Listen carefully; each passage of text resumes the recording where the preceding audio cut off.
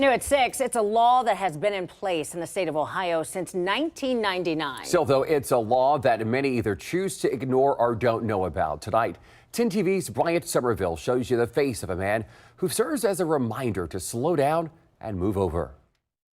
When you know the problem, it should be easy to rethink, understand what could be done differently. Sadly, more often than not, even knowing that problem, we still hesitate to change our ways. I'm still sore. He begs you to reconsider. Not see the car coming at all. Just came out of nowhere, honestly. It was Friday, March 11th. Licking County deputies Sean Corley and Jessica Green were dispatched to a section of Purity Road Northeast to investigate a crash. Moments later, as I'm in the process of issuing a traffic citation for the accident, a vehicle seemed to just rear end me. Corley, in law enforcement almost 3 years, was hit. His cruiser violently forced forward and slammed into the back of Deputy Green's cruiser. Here's the view from her body camera. God!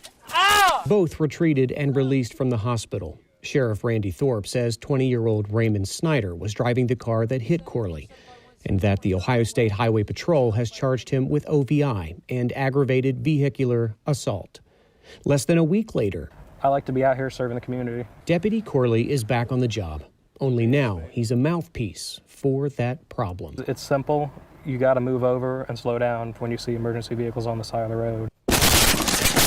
In 2020, the Ohio State Highway Patrol investigated 201 cases where parked police vehicles were struck. In 2021, that number jumped to 231.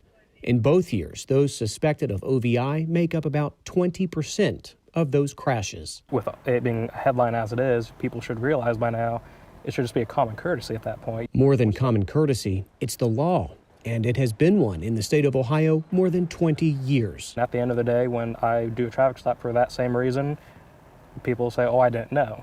I think at the end of the day, ignorance is not a valid excuse for the law. Spreading the word and added pressure. Absolutely.